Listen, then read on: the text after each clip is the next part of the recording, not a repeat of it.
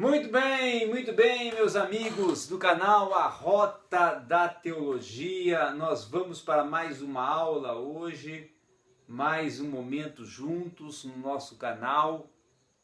E hoje a aula é de exegese, introdução à exegese bíblica, ainda na proposta de aulas que nós vamos seguir na sequência de 10 aulas, ou 15, 10 a 15, né? De exegese bíblica, que vai ser a nossa proposta para este momento da disciplina da exegese bíblica, que tem por alvo alcançar aí ao Ricardo e também aos outros que vão acessando o nosso canal e aprendendo destas aulas sobre a introdução à exegese bíblica. Hoje nós iremos trabalhar com a exegese do Antigo Testamento, dando já uma introdução à exegese do Antigo Testamento.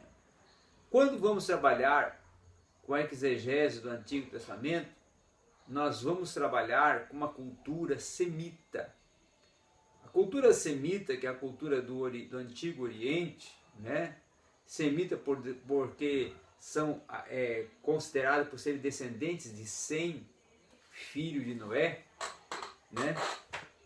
Então, com isso, essa cultura semita, ela vai gerar uma cultura que no aspecto linguístico vai utilizar-se do idioma hebraico, o idioma hebreu.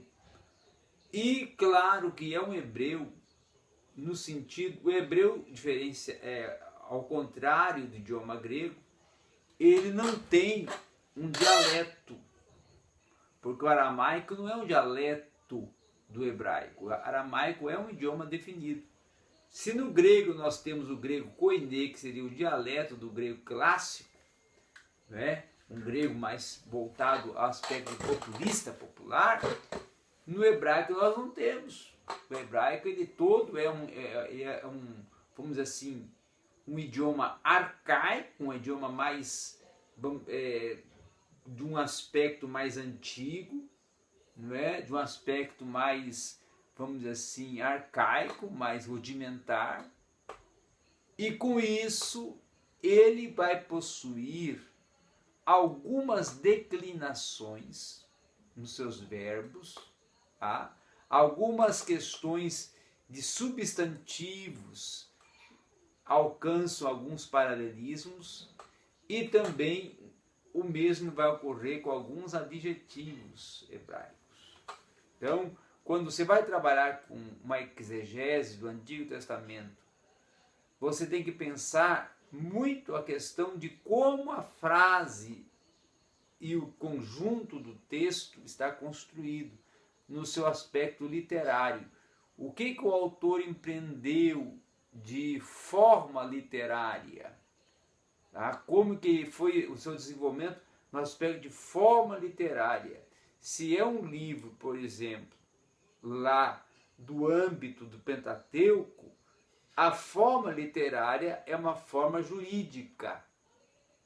Então vai ter termos hebraicos relacionados a um sentido, a uma aplicabilidade jurídica, e que aí o exegeta, já sabendo de antemão, sabe como vai explorar a questão de substantivos, adjetivos e verbos relacionados ao contexto jurídico, o arcabouço jurídico empreendido pelo autor. O mesmo se ele tiver, vamos supor, fazendo uma exegese de um livro profético.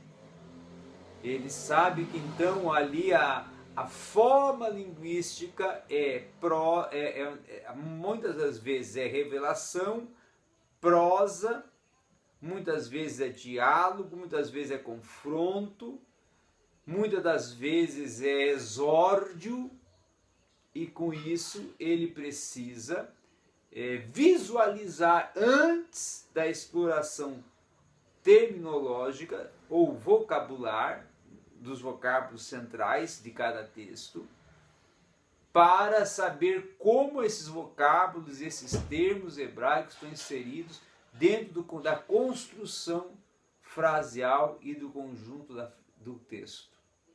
Tá? Agora, dando início a uma exegese de Gênesis 1, já entrando numa exegese, vamos dizer assim, textual, e já direcionando nosso olhar à prática, e dando aí, vamos assim, já observações de como trabalharmos com uma exegese a partir de Gênesis 1, que é um texto célebre, e um texto apologético, de cunho científico, e um texto célebre do Antigo Testamento, inserido no contexto do Pentateuco, porém com viés à parte da Torá, do Pentateuco, por ser de âmbito, vamos dizer assim, científico, apologético e não jurídico, e não voltado a questões mais referentes à lei, referentes à normatização e referentes à proposta estatutária de Yahvé para Israel. E quando trabalhamos com criou Deus, o verbo criar no hebraico é barã. O verbo barã, certo? Ele, que é este verbo hebraico, ele tem 3 sentidos muito importantes. E 3 sentidos que dão uma conotação e ampliação ao verbo. Não existe aí uma declinação, mas sim 3 sentidos. Criar, barã. Primeiro, sentido empreendido ao termo barã é criar. Segundo sentido, ex nihilo, ou seja, criar a partir do não criado ou do incriado. Criar a partir daquilo que não existe. Criar a partir do caos. Criar a partir do incriado, no sentido de não ter forma, do informe. Barã também vai podermos ter um outro sentido, que é produção, a produzir. Criou, produziu, criou, trouxe à existência. Então, esse trazer à existência e esse produzir também está implícito de forma indireta na aplicabilidade do verbo barã, criar. Mas em consonância ou em continuidade e similaridade, né, nós vamos ter um outro verbo, que é o verbo asher, que é o verbo utilizado para formar. Formou Deus é diferente de criar. Formou é dar forma àquilo que já foi ou que já existe. A partir do momento que formou Deus o homem, formou do quê? Do barro. O barro já existia. A forma, no aspecto arquitetônico, Deus está concedendo. Mas vamos dizer assim, a produção, no sentido de dar essa forma, conceder essa forma, no aspecto até, vamos dizer assim, de não só arquitetônico, mas no aspecto até de produzir essa forma, está implícito no verbo asher, que traz o sentido de formar, de modelar, de trazer à forma aquilo que já tem um elemento. O barro já tem um elemento, argila, informe, flexível, pode modelar. Então, Deus vai modelar. Ali no caso do texto, está usando o termo Elohim, aplicado a Deus para dar sentido do quê? Da Trindade. E a Trindade, no caso, numa hierarquia de atividades, onde Deus, o Yahvé, o Deus Supremo, o Pai, está dando a ordem, o Filho, não é? O anjo do Senhor, no caso, no aspecto teofânico, está cumprindo e sendo o executor da criação, e o Espírito, o Ruá, o vento, está sendo ali, no caso, o agente. Então, a partir dessa forma que está sendo executada pelo Deus Filho, forma do barro, traz à existência um formato a partir do barro. Então, compõe a forma humana a partir do barro. E, com isso,